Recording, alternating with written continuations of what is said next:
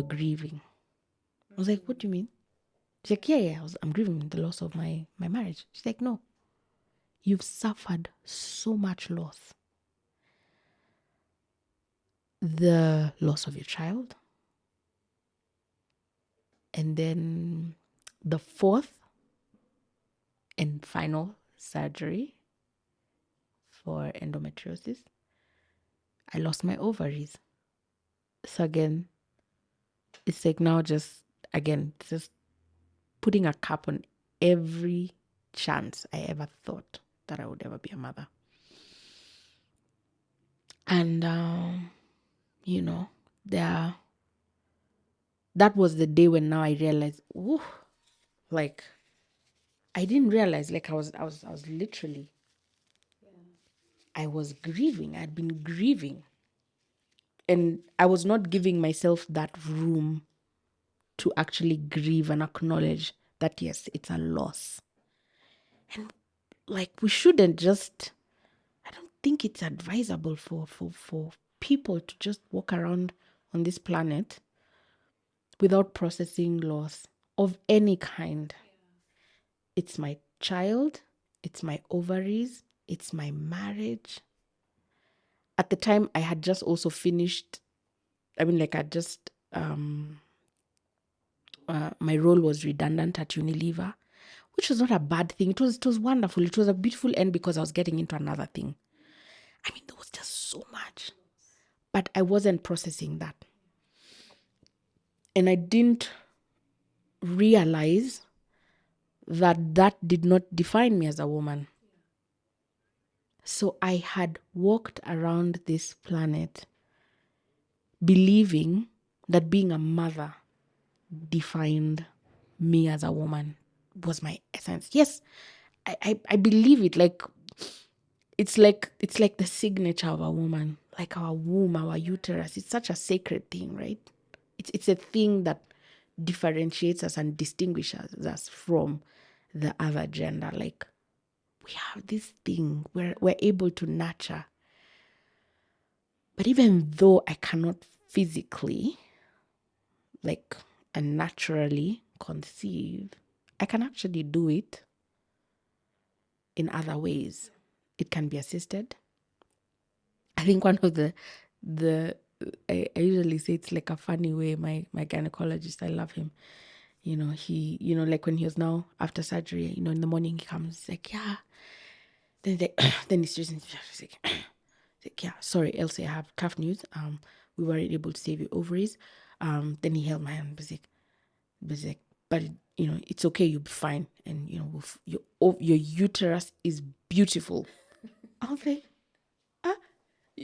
you from one end of the spectrum to the other. I'm like, wait, I mean, just give me a minute to process that, and then let's come here. Can you just give me a minute? And like, by the way, and I appreciate, by the way, just a side note, doctors are robots, by the way. Them, they look at the body, they don't know how to see our emotions and what we're going through. Them, they see the disease. Them, they're just like, this is a walking disease. I need to treat this. So they don't know how we're processing all those things. And I've learned to extend them grace in that regard. But again, without him, his compassion, without he's optimistic more than I am. Every day he just keeps telling me, Elsie, we'll be fine. You'll be fine. He's like, we'll find a solution. So therapy played a big part in me just, okay, fine. I'm acknowledging that, yes, there's this, right? I went off the rail here. I never, like that, it was such a bombshell for me.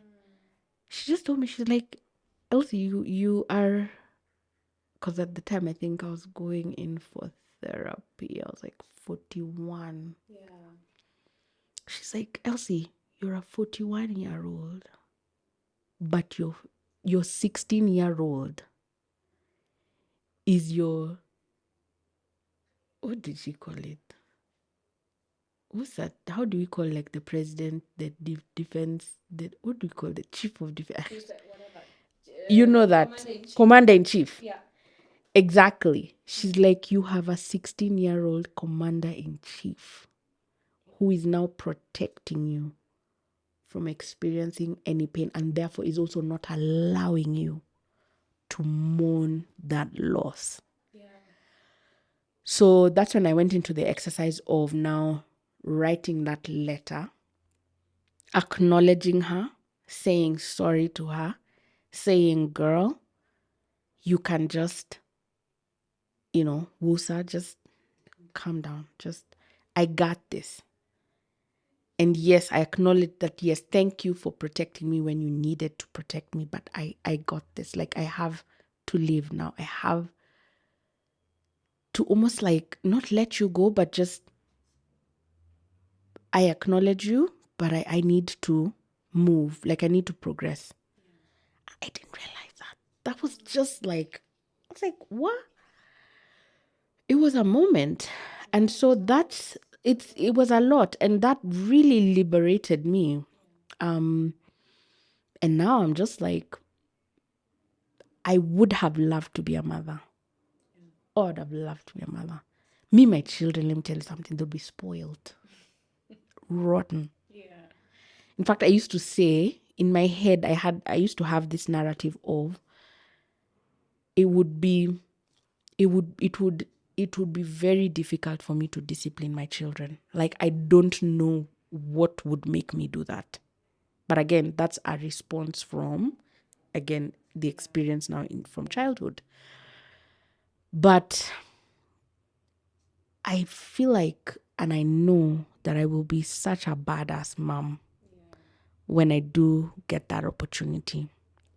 So at the moment, that's what I'm praying about. And I'm asking God, what's that opportunity for me? So if I opt for an assisted,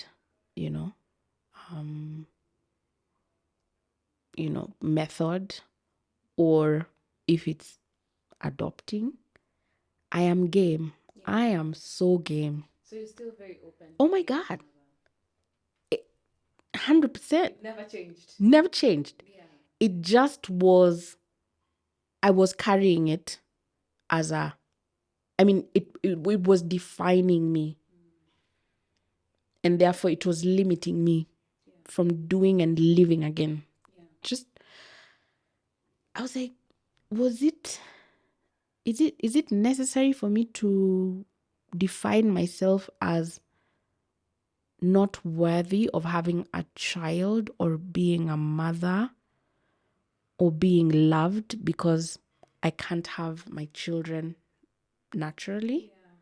Because again, there's a stereotype, there's massive stigma in society. Like, women who adopt are judged very harshly.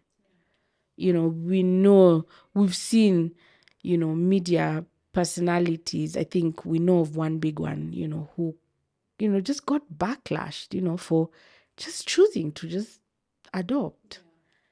But what's wrong with adoption? Like, what's wrong with us? Like, we don't,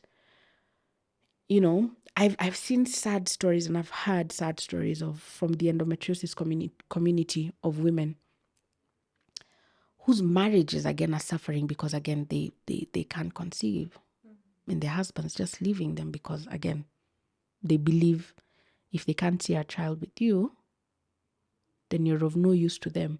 So it's like, so am I, besides like our relationship is like the foundation, right? Like, what about that? Like, is that nothing, or am I just an object? And if you think about it, also to add salt to injury, this is also Cindy's word by our aunties. It's like, Mama, why aren't you pregnant? Why aren't you giving this guy a child? So it will be used as an excuse again for these men to cheat, to go and have children elsewhere. I mean, I'm like, okay, fine, guys. We live in a very liberal country. As much as we like to danganya ourselves that we don't, I'm like, our constitution allows for polygamy. If I can't have children and you want children, let's have that discussion, right? Let it not come up as like an an afterthought in marriage and then say, by the way, I wanted. But we never discussed that. We never agreed.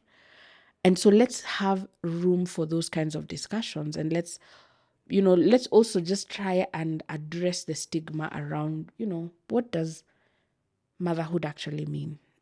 And if this route is not available for someone, like, are we going to now judge them to hell and back and say that they're nothing, that they can't contribute to,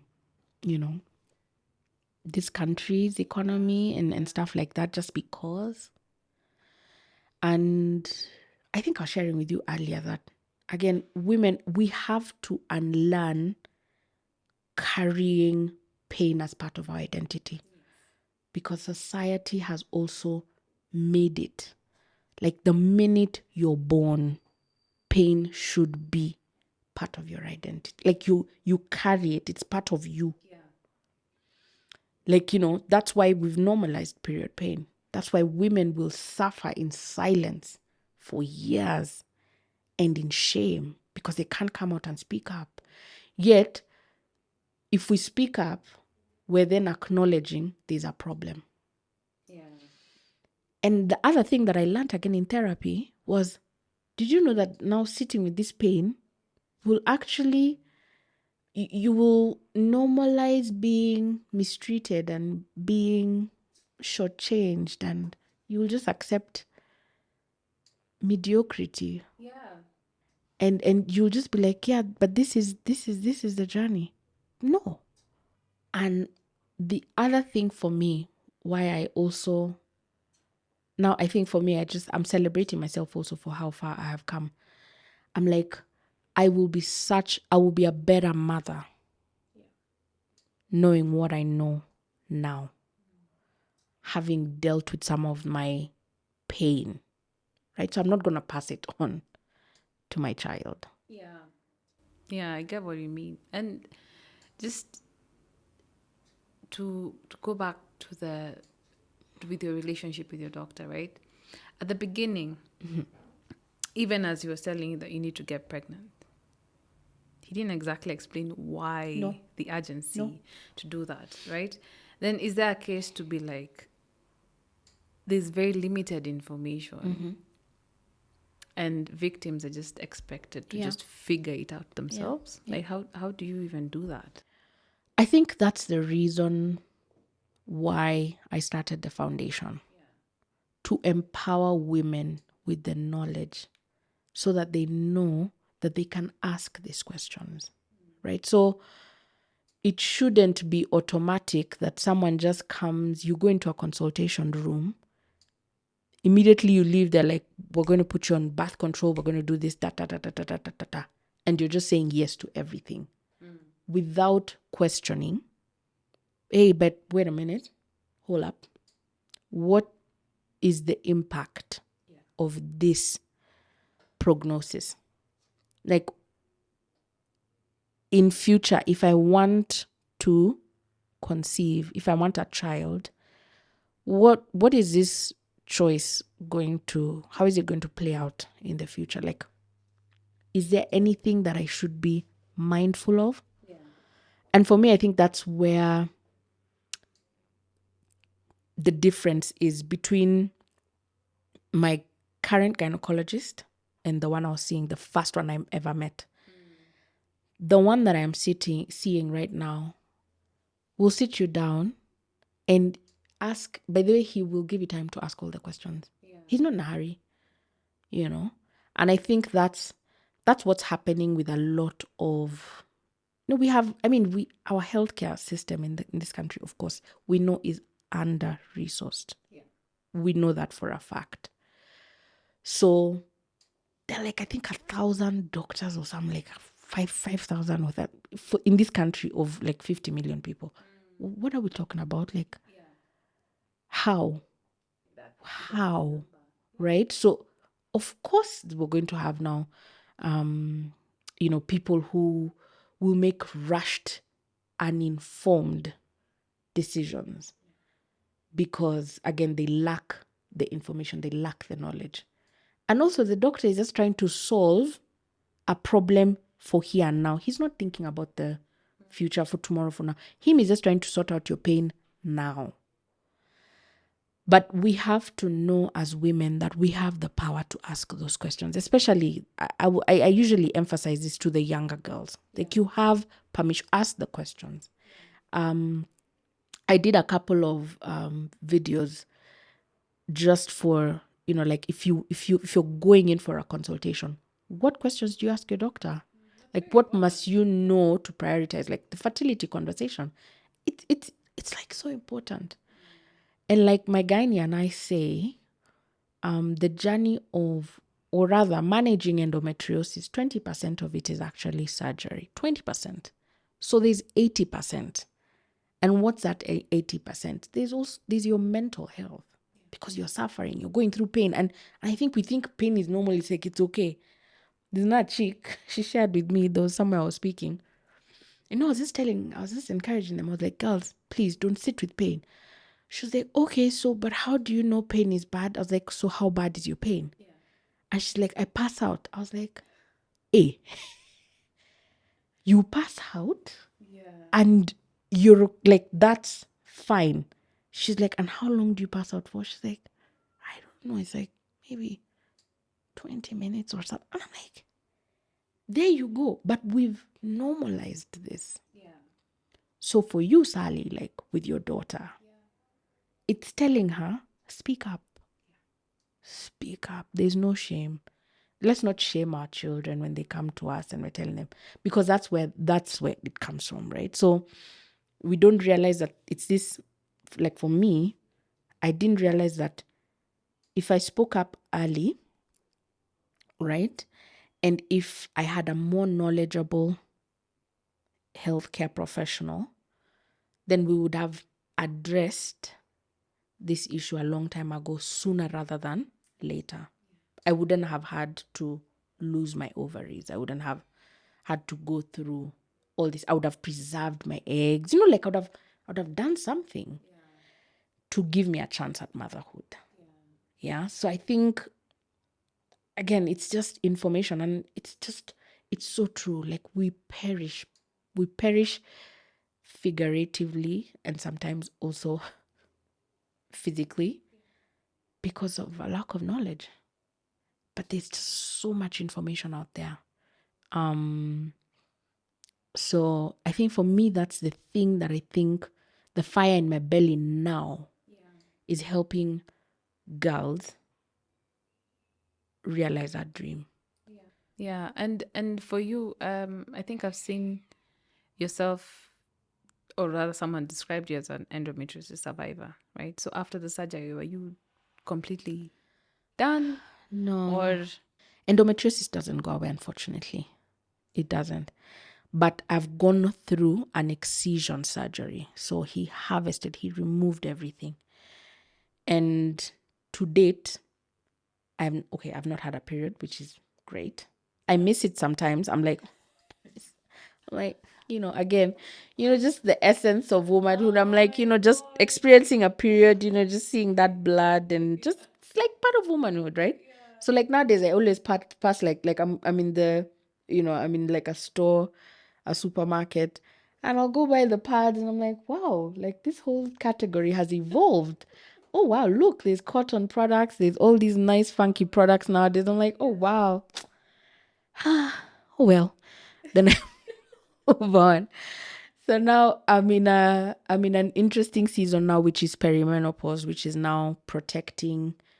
I'm using, or rather, I'm going through hormone replacement therapy, because now I don't have my natural estrogen and progesterone, which is of course the role of the ovaries, but again, which plays such a critical role. I didn't know. Again, all these things you just learn. Like, I think I'm learning on the go, like as we go.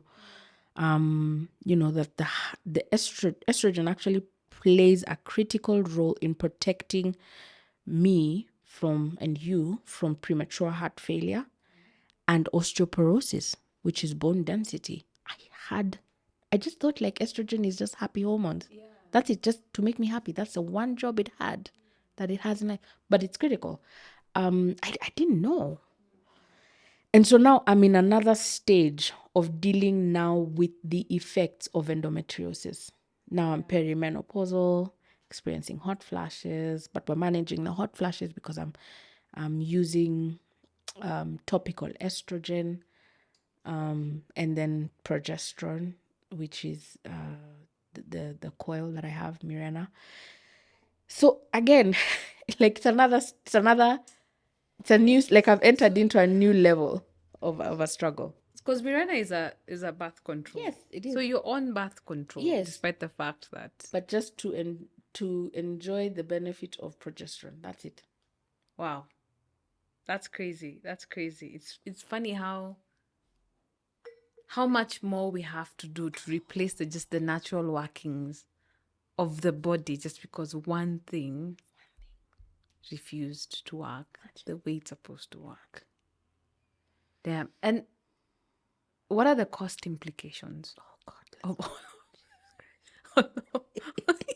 Of all of this. I feel like this could be like a part 2. Yeah, because I'm like, where? Because I think it could be a Good very question. huge barrier. Massive. Yeah. Sally, that's such an important question. Yeah. To date, endometriosis and reproductive conditions for women, majority of them are not covered by insurance. That's exactly what I hoped you wouldn't say. All right, but here I am. Are you asked serious? the question, and therefore, so insurance is not going to cover it. So there are some, and because of the muscle of the size of the corporation that you work for example, like the big telco that we know, I mean, they can they'll get anything up to IVF. I have had, like, that's the kind of benefit that they can experience, and they can enjoy such benefits, right? Because those are the perks, because of the size of the company, and because this is the organization, again, that's paying the insurance company. So the insurance company will bow. Yeah. But guess what? You're an individual. You're one person. Yeah. You come and tell the insurance company, yeah, by the way, you should cover me for. They're like, no, that's an exclusion. It's not exclusion, because, again, there's a genesis to this whole story. The insurance company have unfortunately categorized endometriosis treatment under fertility. So the minute they hear things like hormone replacement therapy, they're just like, this is fertility. There's no hospital you will go to, and if your doctor has rightly prescribed for you hormone replacement therapy drugs and whatever that is, to protect me from premature heart failure, baby, this is not even about me trying to conceive or have a child. Like, I already don't have my ovaries. Yeah. Like, how much more information do you need to cover me? But no, I'm paying out of pocket, and it's not cheap. Annually, about, so quarterly about 6,000. So quarterly 6,000. So that means 6 times 4, 24,000.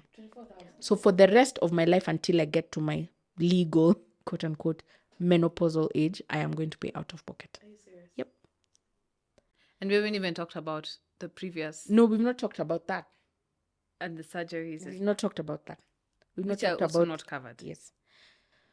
Some of them we had to twist, like the insurance companies. We had to produce reports for them to cover.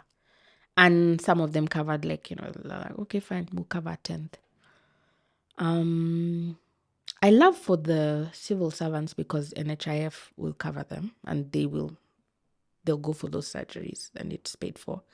But me, who's just a girly on the streets, yeah. So there's gaps in the healthcare sector in such a massive way that then when I think about it, we are not giving a fair chance to women to realize that dream of motherhood.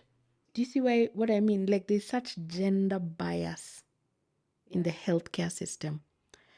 That, in fact, women are considered a liability by insurance companies. Why? Because again, we're very aware. So we know we'll go to the hospital more than men. You know, my boyfriend, hardly, he'll never use his insurance. You're the one who'll deplete yours. Yeah, it will be over. It'll be over like month 3. Because you've gone in for the cold, you've gone in for the headache, you're like, your joints are aching, you're like, like, what's that? I can eat. Yeah. That's insane. Women are a liability.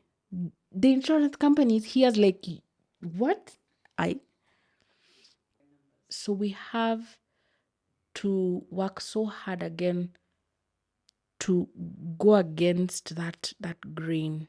And it's tough. And I can promise you, for the years that I've done this advocacy work, it's tough. Because unfortunately, even women are the harshest judges of women like us. Like, what are you going through like that? The rest of us are going through. And I'm like, again, I extend so much grace to those women, but I'm like, we have to stand together. We have to stand together. So when it comes to period pain, when it comes to my ability to conceive or not, if I can't, just love me. Like, doesn't mean I am less. Let's stop. I mean, there are these cliques of like, now all the mothers start, working together, and all married couples start working together because all of a sudden these single people don't know life. And, like, I'm like, what do you mean? But save for just you having a child and someone you're responsible for, how is our life different? We have the same dreams of, being mothers. We want to realize that, and, just give me the opportunity to also nurture, and take care, like, to come and love on your child. That's Just let me experience motherhood by proxy. So, like, how have your friendships changed over the years? Well, that's a story for another day. I feel like I have very strong friendships. There are some, that we rode a wave and a season together that just ended. And again, I can't now, I can't arrive at the conclusion that it is because I am divorced, single, unable to give birth. I can't use that, right? I don't know why, right? Or even if I feel like I know, we did not talk about that. And I think for me, the biggest takeout, like when it comes to friendships and relationships in general, is just communicate.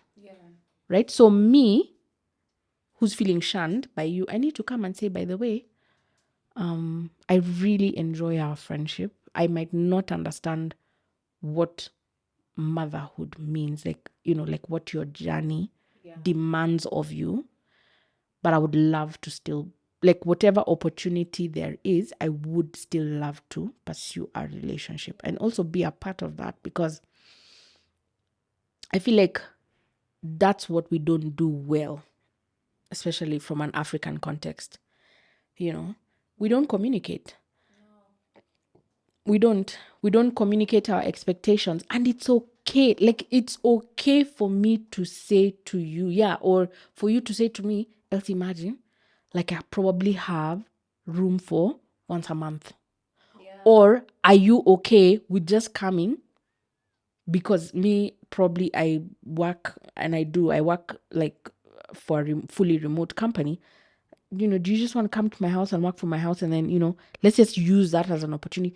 Like, we've also got to innovate, those pockets, and we have to be very intentional about creating those pockets of opportunities for us to connect and remain connected. But it starts with communicating, and like there's a pal of mine, like she's one of my very, very, very good friends who lives in Voi. Like, I think I talk to other pals and, they always hear me. I'm like, yeah, I'm taking the train. I'm going to Voi. They're like, aye, like you're always in Voi. I'm like, what does it cost me? It's the train is 700 shillings. To Voi, 700 shillings. I can continue working while I'm on the train. I get there. We have a good time, and I can't keep using that excuse that she's in another county. I'm like, but can I get there? Yeah.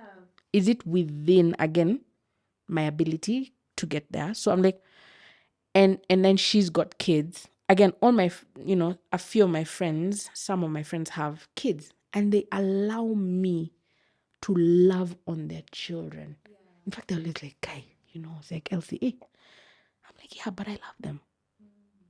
I love your children. And then they deserve to know that they have an auntie who loves, because I want to also make their growing up experience memorable. Yeah. Like for me, there was some, there's an aunt of mine. Oh my God. In fact, she's my mother. Because she also contributed in such a big way to the woman that I have become to date. And I will never,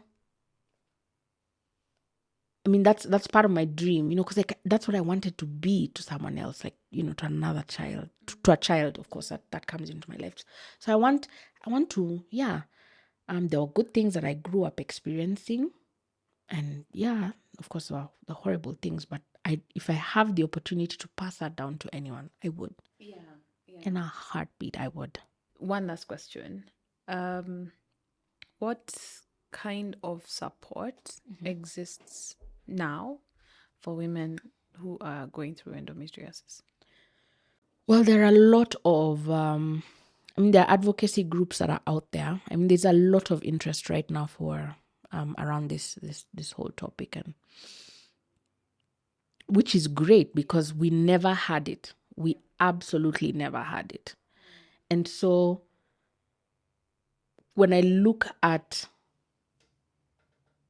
this space, because the foundation started almost 9 years ago. When I look at then and now, I'm like, wow, massive strides. There are centers of excellence. There's a specialist that I know of too, actually. Trained in that space and being very deliberate about, of course, also creating that space for women to come in. There could be more. I don't have the information. I'm not following all the doctors around here. But there are great advocacy groups that are out there that are creating that space and that environment for women who are struggling and just, again, trying to find the right care, right? That I think is something that I have seen evolve and get better. And now I've seen a lot of women also now coming up and speaking up about it without feeling shame. There's still women who, in fact, they don't want to identify as endometriosis survivors. They don't. They're just like, immediately, if you say that, that I am this, it's like, it's like people are now going to probably like walk away from me. It's like the stigma with HIV and AIDS. You remember the first days, I think, the early days, early years. You had someone with HIV and you're like, hey, no, never. You run away from them. And there's still some stigma that we must address.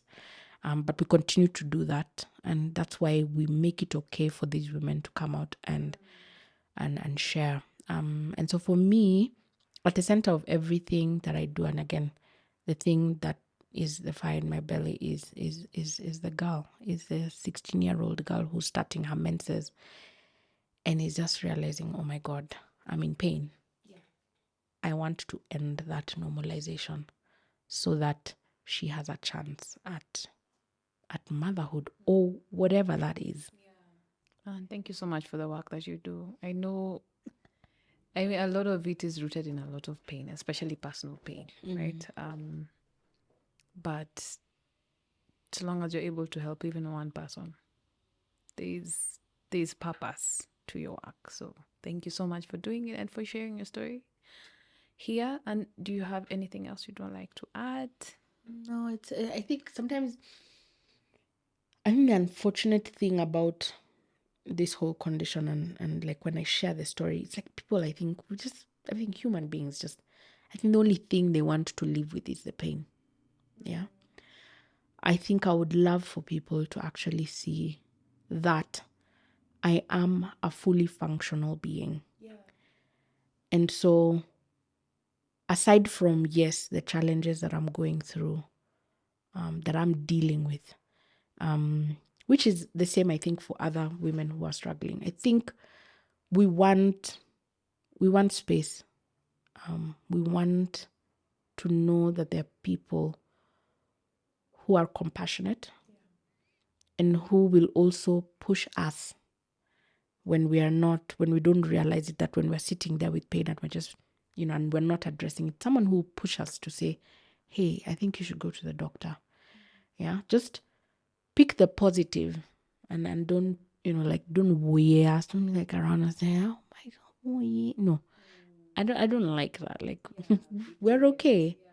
We're okay. It's just that but it's just, yeah, like, let's understand, let's make a decision that this thing is so huge, it actually deserves attention.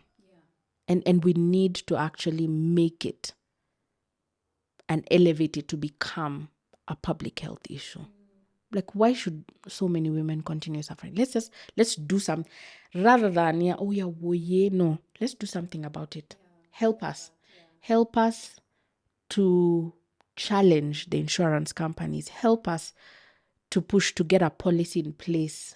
Yes, include, all these disorders, and include them in the, in the menstrual health, in the MHH policy that we've got. We've got a beautiful policy, but it's just not being implemented. It's not being executed out there. So it's those are the things for me. I would just love support in that space. I would love people to come, to fund us, to support us, so that we go out there, we're going to schools, we're going to, we have more forums and opportunities to talk to women and girls and even men, to empower them to know that, hey, this could be your daughter. What do you do when this happens, right? So don't worry. Let's ride this horse together.